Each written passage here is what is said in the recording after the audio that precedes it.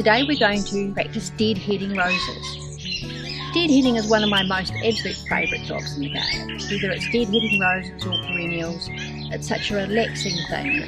It's a time that you can really enjoy being in your garden, enjoying nature, enjoying just what you've got in front of you without thinking about the rest of the world. Now, it's really important to deadhead your rose as soon as you can, because the faster you deadhead, the quicker you're going to get more blooms. So I've got this rose here, which is my gorgeous My Mum rose, one of my absolute favourites, and it's had a bit of weather damage as well as being just at the right time for deadheading. So you can see we've got these big branches that have been affected by the rain, and they probably won't stand up again, so we're going to have to be slightly more severe than normal.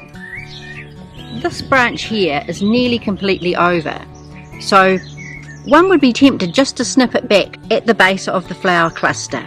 But no, we shouldn't be doing that. What you need to do is to go down the stem just a couple of more leaf nodules right the way down to here, because as you can see, just take that one off, as you can see, as you go down the stem it gets a little bit thicker, and it's down here that you have a new leaf stem appearing. And if you go down just a couple of leaf nodes, you'll get a much thicker stem that will produce bigger clusters of bloom. So I'm just going to go down there and snip just above the leaf nodule like that, and take that whole stem off. And then in a few weeks time you'll have a fresh branch that'll come out from here, and it'll keep your bush open. You don't actually want to cut back to a leaf stem that's facing back inwards to the bush, because the more inwards growth you've got in your bush, the more disease you'll have. So always cut to an outward facing bud. Some of the clusters of roses are still more or less perfect. So all we need to do when deadheading is to just take off the oldest bloom and snip right in here at the base so it's tidy, and have a look at the cluster and see, yes, that now looks perfect. With this cluster here, I've still got some really good little fresh roses and of course some buds, so I want to keep those. So on this cluster I'm just going to tidy up the middle part and have a little look in here. And there we have a nice fresh cluster. Now that cluster all looks perfect to me, so I'm going to leave that, and that will give me some more blooms over the next few days. This cluster back here is pretty much the same. It's got a spent rose at the back and another one at the side and another one over at this side, and then the rest of my flowers pretty good and tidy. So I'm going to leave them, and I'll get another few days blooming out of them, and they still look really nice and pretty. So this is my Sally Holmes rose, and pretty much the whole bush is spent. Now I need to get on to pruning this whole rose right the way over, so I get some fresh blooms again in about 6 weeks time.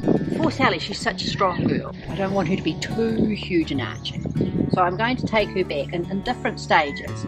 This one I'm going to take back down to here. Over here I'm going to go down to here, another outward facing bud, back this way for an outward facing bud so that I get a nicely shaped bush. And it's just a matter of going over the whole rose, having a look at each branch to see which way you'd like it to shoot next, because you don't want all your branches going this way, you don't want all your branches going that way, and of course you need a nice arching shrub. So the general rule of thumb when trimming a rose like this is that it will take between 5 and 6 weeks for the flowers to come back. So if you're pruning for a wedding or a special event, use the 6-week rule. You don't want to do 4 weeks, because obviously you're not going to get any flowers at all, and it's a bit safer to be on the generous side. And you don't want to leave the roses on for a long time, because this particular rose will make quite reasonably big hips, and it'll put a lot of energy into making those hips. And instead of making hips, you want it to be making new branches of growth.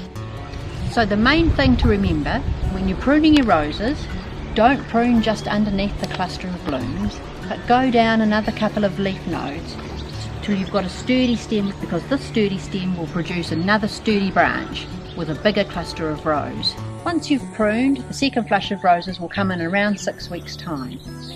And remember, get out and enjoy your garden, enjoy deadheading, because it's such a rewarding thing to do.